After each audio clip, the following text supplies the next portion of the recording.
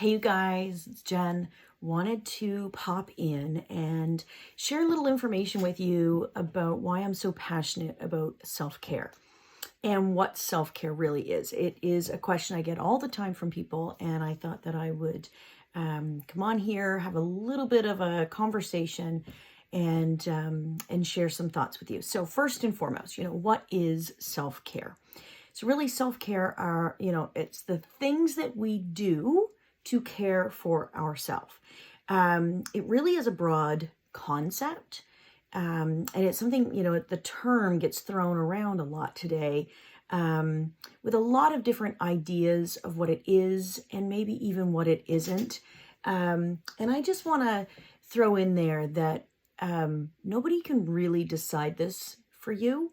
Only you can decide this for you. So how I like to look at it is self-care really is everything that we do when it comes from the right intention. Okay, so I truly believe that self-care has more to do with the intention behind the actions versus the action. So for me, it's not all bubble baths and lighting candles and that kind of stuff, but it could be. But it also could be a lot of other things. And not all of it is, fluffy and feel good like the bubble bath. But in fact, it could be planning to reach a goal. It could be a lot of things that are taking you towards the life you actually want to create in an intentional way.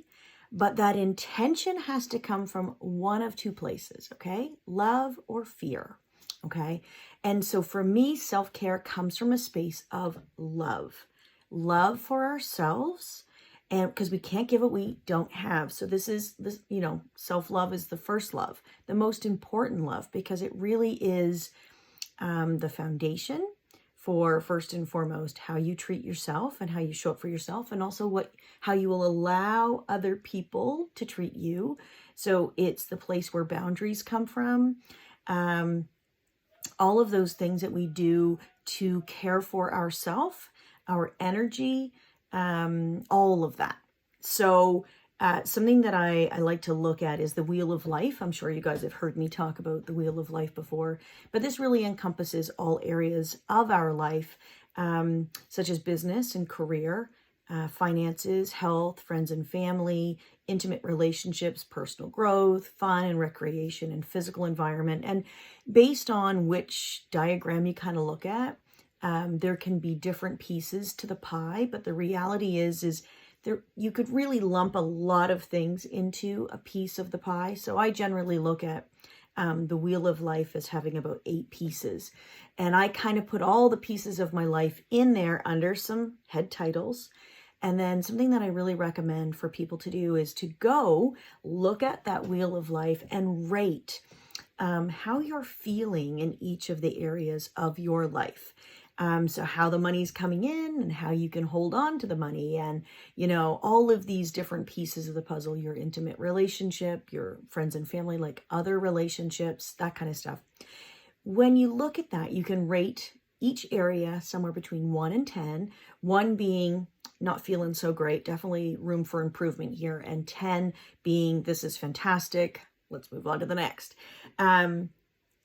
So really looking at which areas of your life would you like to improve right now. I think it's challenging to bite off too much because that can be super overwhelming, but choosing maybe 1 to 3 different areas of your life at any given point in time when, that you'd like to improve through intentional self-care, coming from a space of self-love, which is really guiding you towards abundance and growth. And you'll know that it is not necessarily, maybe you'll know if fear is creeping in, if the voice in your head is talking you out of things because it's uncomfortable, because your brain's, whole purpose is to protect you in a lot of different ways. And one of them is with that nattering little voice, right? And our ego does that too.